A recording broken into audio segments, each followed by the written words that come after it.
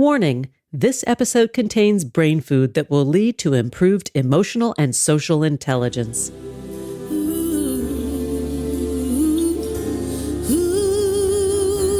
Thanks for tuning in to Harvesting Happiness today for a healthy serving of consciously prepared brain food.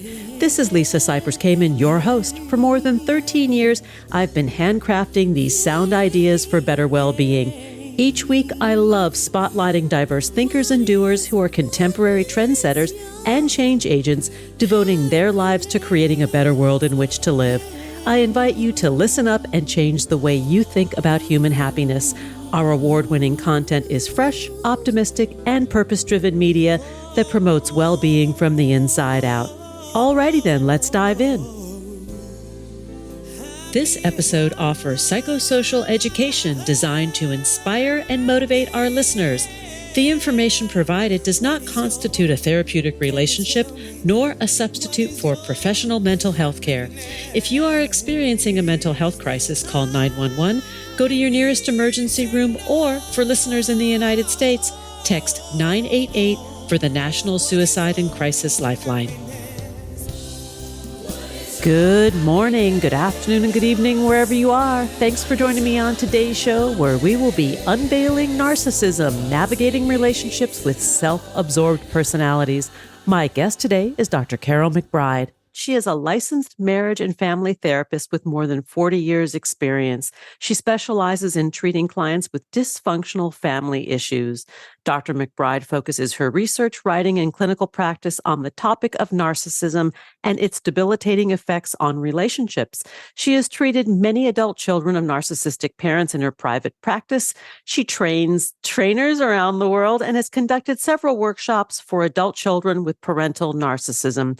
Dr. McBride is the author of 3 books on the subject, including Will I Ever Be Good Enough? Will I Ever Be Free of You? And her latest, Will the Drama Ever End? And that's what we will be talking about today. Welcome back to the show, Dr. McBride. Hi, Lisa. Thanks so much for having me. Well, I am always happy to talk about this subject with you because there are many narcissists amongst us, and we all need to learn how to recognize and navigate with these characters. Your newest book, the full title is Will the Drama Ever End? Untangling and Healing from the Harmful Effects of Parental Narcissism. Talk a little bit about why you wrote this 3rd book. Well, I have to kind of go back to the beginning when I wrote Will I Ever Be Good Enough? Healing the Daughters of Narcissistic Mothers. So I started in this process with women and mothers and daughters. And then that kind of led in my research and clinical work to so many of adult children of narcissistic parents ended up marrying narcissists and getting horrible divorces, which you and I have talked about before. Yes, I'm grinning from ear to ear as you say this. It's like, yes, been there, done that. Right. And then also as people work the recovery, my work has evolved into really trying to understand the dynamics of the family. If you grew up in a family that is led by a narcissistic parent, what are the dynamics of that family structure? And so that's where my research and clinical work have led me now to the 3rd book. And over 40 years, you have worked with children of narcissistic parents of all ages. You were telling me that right now, the youngest is in her 20s or their 20s, and the oldest in their 80s. And I find this fascinating because the through line, the thread of the story is similar regardless of age or generation. Yes, it's so interesting because when we do our in-person workshops, which we're not currently doing, we may do again, but we would have people coming in from all over. We'd have someone in their 20s, someone in their 30s, someone in their 40s, 50s, 60s, 70s. So it does really span the decades, yes, and the generations. Let's take a look at the family structure. Because I'm curious, in your experience, is when there's a narcissistic family, is it one parent usually or both parents? What is the dynamic and what structure is then set up for the children? Yes, very good question. Typically, we see the narcissistic parent married to an enabler who orbits around them. Mm. And the children kind of showing up in roles in this family structure as the scapegoat child, the golden child, the lost child. And it's similar to what's written about the alcoholic family, except for the mascot clown is left out of this, in my view, because a mascot clown, everything's funny, trying to be the center of attention, takes the focus away from the narcissist. So, but basically, two things when I talk about the narcissistic family, what I mean is a family that is led by a narcissistic parent. Now, it could be two narcissistic parents. And the basic structure is one sentence that you can just think of, that the hierarchy is messed up because the parental needs take precedence over the children's needs. Mm. I don't know if you've watched the series The Bear, the TV series, because there is a scene in the second season of this series where there's a family dinner and the mother is a very narcissistic character played by Jamie Lee Curtis, and she just goes off. And it is classic. It is funny. It is heartbreaking. It's scary. It's all the things that happen around the dinner table in that family structure. Yeah, interesting. Yeah. Yeah. And I think those of us who have been raised in that environment, like you immediately see it and you go, oh my God, Yeah. there it is. Yes. You see the dynamics play out, Yes. right? Yes. Yes. Talk a little bit about how one would recognize the narcissistic parent, because oftentimes I think that because we rely on that parental figure as such a strong and central role in our lives that we don't even realize that that's what's been going on until many years later. Yes. Because as we're growing up, that's all we know. So that's normal to us. My clients tell me that they know as children that something is wrong, but they can't put their finger on it unless there's physical abuse, sexual abuse, more involved abuse. But as you know, emotional and psychological abuse is harder to pin down and put your finger on.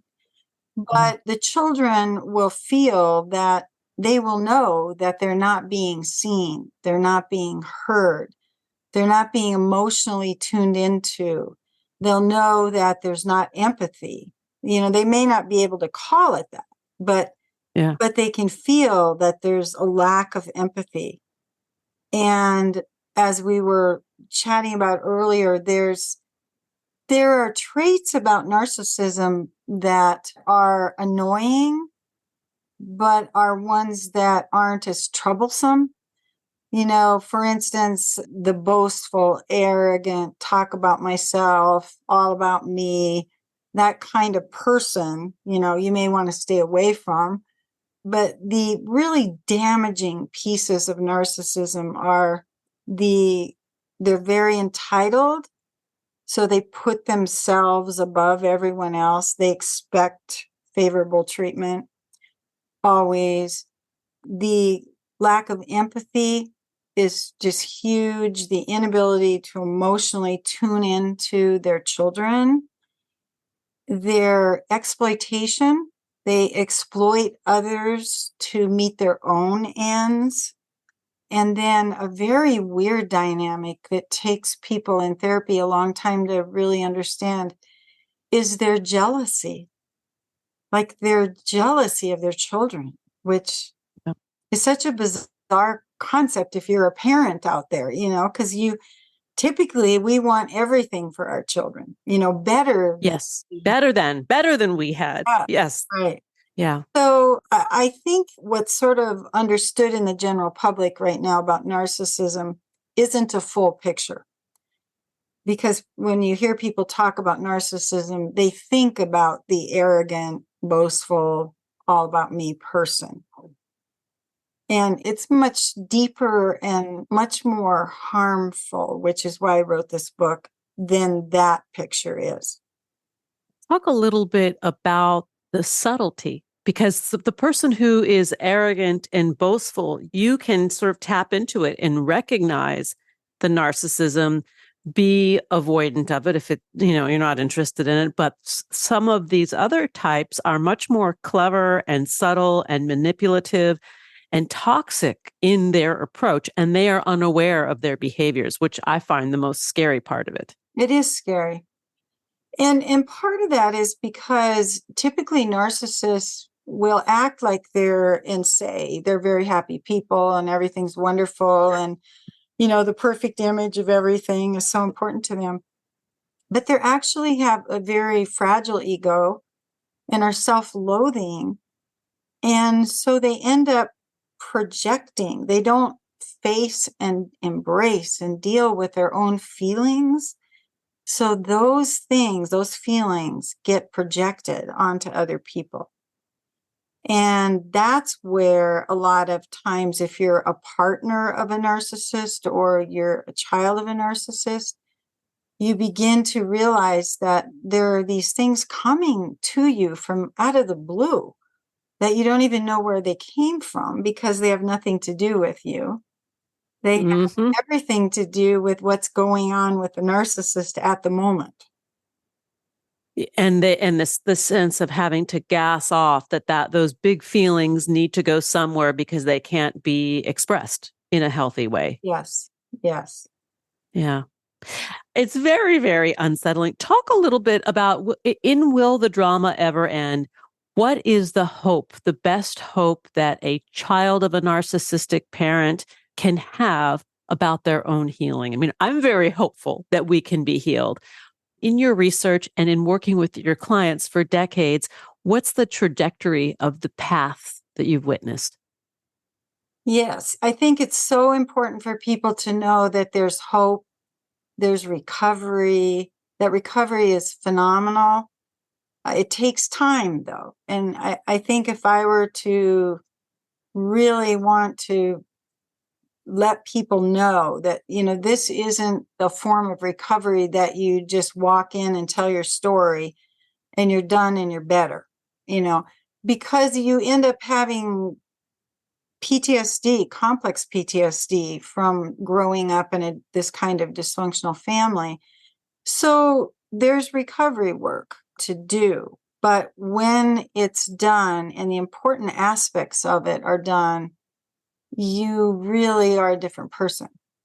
It is the recovery work really in the realm of worthiness, self-esteem? Is it more about the reclamation of self than the healing the relationship with that parent? Because it may not be possible. Either they've passed or they're just so walled off, there's no way in to do the work with that person. That's right, Lisa. And yeah, I always tell people our work is an inside job. It's not, let's sit down and confront the parents or confront anybody. It's all our own internal work. Yeah. So there are 5 steps in my 5-step recovery model, and they all have to do with working with us and our trauma and our grief and our acceptance, and working on our authentic self and reparenting ourselves. I like that. That it's the reparenting and the repairing that goes on, right? That they go hand in hand. We are going to need to take a break. And when we come back, we will continue the conversation with my guest today, Dr. Karyl McBride. We're talking about her latest book, Will the Drama Ever End? Untangling and Healing from the Harmful Effects of Parental Narcissism. To connect with Dr. Karyl McBride, please do so at williEverBeGoodEnough.com, on Twitter at Karyl McBride, on Facebook and Instagram. Those handles are Dr. Karyl McBride. Here comes the pause. Hang on, before we take that pause, I want to talk about stress and its impact on our health and well-being. We all know that just being alive causes stress, and sometimes the day-to-day craziness impacts our bodies. Think breakouts and thinning hairlines. Just like our skin, the condition of our hair reflects our overall health, and there are internal factors that can affect the way our hair looks, feels, and grows. And that's why I use and love Nutrafol. Nutrafol is the #1 dermatologist recommended hair growth supplement, with over 1 million people seeing thicker, stronger, faster growing hair with less shedding. Take their 3-minute hair wellness quiz for a personalized plan that targets better hair growth. Learn what keeps you from reaching your hair potential by analyzing lifestyle, biology, hair history, and environmental triggers. Nutrafol has 5 formulas that are tailored to your hair's needs to help you achieve visibly thicker, stronger, faster growing hair in 3 to 6 months. Each physician-formulated product is drug-free and made with high-quality ingredients that are recommended by more than 4,500 doctors and hairstylists nationwide. I've been using Nutrafol religiously for nearly 2 years. My hair is thicker and healthier because of Nutrafol, and the remarkable side benefits include better sleep, improved stress response, and a significant reduction in those pesky menopause symptoms, including hot flashes. No matter your lifestyle or stage of life, Nutrafol is a great solution that targets the root causes of thinning and supports hair growth from within. Simplify your self-care with easy online purchasing, no prescriptions or doctor visits required. Free shipping and automated deliveries ensure you'll never miss a day. Join me and more than 1 million others who are committed to keep growing with Nutrafol. Start your hair growth journey today by taking Nutrafol's hair wellness quiz and get your personalized hair plan today. For a limited time, Nutrafol is offering our listeners $10 off your first month subscription and free shipping at Nutrafol.com/quiz when you enter the promo code HARVESTING. Take the quiz and get started on reaching your hair wellness goals with Nutrafol today. Nutrafol.com, spelled Nutrafol.com/quiz, promo code HARVESTING. That's Nutrafol.com/quiz, promo code HARVESTING. Now let's take that brief pause.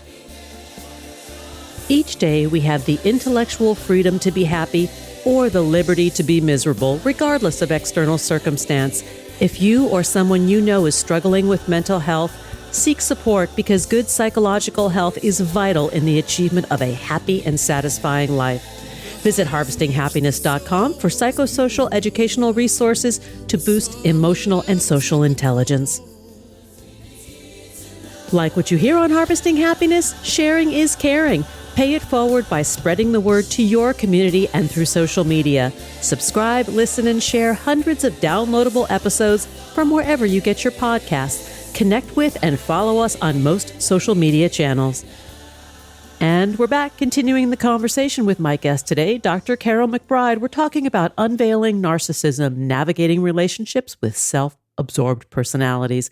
Let's get back to it. So, Dr. McBride, I am hopeful about the recovery. In the last segment, you talked about the inside work or the inside job that needs to take place, that we're never going to have that healing with the narcissistic parent. It's internal and incumbent upon us. Touch a little bit upon the reclamation process and then how the 5-step process that you've developed ties into this. Sure. The 5-step recovery program that I've designed and work with clients with starts out with acceptance, which acceptance is very hard for people because when I talk about acceptance, I mean accepting that there is a problem, that there is a disorder. And if people don't accept it, they can't go on to do the rest of the steps. And they keep wishing and hoping it'll be different. They keep going back to the empty well and have more angst and pain and disappointment. So we start with acceptance and then we move into trauma and, how to unwind, how to process, how to work through that trauma. And that involves lots of talking about and feeling the feelings, processing the childhood. Then we move into separation, individuation, which is step 2. And that is really separating and individuating psychologically from the dysfunctional family. It doesn't mean, you have to move away. Again, it's psychological, it's internal. But we separate from the dysfunction so that we can do step 3, which is now I get to work on who am I? Who is the man or woman that I am truly meant to be, my authentic self, and kind of rebuilding the sense of self that didn't get to be celebrated and built in childhood. Because in the narcissistic family, you're taught to conscript to the mold of the family rather than encouraged to be your own person. So that's a big part of recovery, is step 3. Step 4 is, now that I've gotten this far and I've processed all this, how am I going to deal with my family, my parents, my siblings, and how do I learn to set boundaries, and what sort of contact decisions do I want to make? And then the last step is basically, how is this impacting my life today? So the last step is what I call ending the legacy of distorted love, because we learned the wrong definition of love in the narcissistic family. So then we look at, now, how is this impacting my parenting with my own children, the friends that I'm choosing, the love relationships I'm choosing? And we end it with, are there any traits that we might have that we learned in the narcissistic family that we may want to work on ourselves, which is threatening at first to people, but it's very normal to have picked up some of that and to just open yourself up to, working on it as your own reclaimed adult self, as you say. Could you share a couple of stories from the book about clients? Sure. One that I found really poignant that I put in the book, because the narcissistic family is so inconsistent and so unpredictable, because the child is constantly dealing with all those projections from the narcissist. I had a client tell me all I wanted was consistency. I just wanted consistency. And she said when she was 7 years old, she decided that she had to form her own consistency. So what she decided to do as this precious little girl was, every time she walked from the living room to the kitchen, she would blink her eyes. And in blinking her eyes, Wow. every time, she created one thing that would be consistent. Wow. And that just, it gives me goosebumps right now when I, think about that story. Yeah. Another one that I found really poignant was a gaslighting story, where this was a woman talking about her husband who was a narcissist. And she said she was at home with the children, was later in the day, the laundry was going, she had dinner in the oven, the children were watching TV, and all of a sudden all the lights went out and it was dark. So she lit some candles and waited for her husband to come home. And when he came in, he was angry. Why are you sitting in the dark? And she said, well, I called the electric company and you didn't pay the electric bill. And he said, yes, I did. Yes, I did. And they had an argument about it. And she's like, well, it's obvious you didn't. Here we are in the dark. And he screams at her and says, are you truly going to not listen to me and trust your own eyes? That's classic. I'm like, that's Actually. the gaslighting movie, right? Yeah. Out there Yeah. a long time ago, but yeah. So those are just a couple. Let's talk a little bit about gaslighting and how it relates to the cast of characters we might see out in the world. So if we're not talking about a narcissistic family, there certainly are a lot of narcissistic people who are attracted to politics, for example, and we are not going to name names and we're not even going to talk politics. But gaslighting is a very, very powerful technique of these characters. Mm-hmm. Yes. Yes. So how can we manage, like, to not always believe everything we think, see, or hear when it comes to what's out there in the world, when we're dealing with narcissists who are in power. Yeah, that's a complicated thing for everyone to have to deal with, right? Yeah, but it's out there. It's real. It's out there, it's real. And I think verifying facts is extremely important because people have a tendency these days to have kind of a short attention span. And, they might hear something and then think it's true. And they don't actually follow up and look at the facts and, well, what really happened in this situation. And if we hear enough of something multiple times, we tend to take it in as truth, regardless if it is or it isn't. And that is part of narcissistic behavior. What do you mean? What do you mean? Of course I did that. Right. I did what you asked me, And it creates the feeling that adult children grow up with. Am I crazy? Am I the crazy one? Yeah. Is there something the doubt to me like in that what I call crippling self-doubt, that adult children of narcissists grow up with because of that?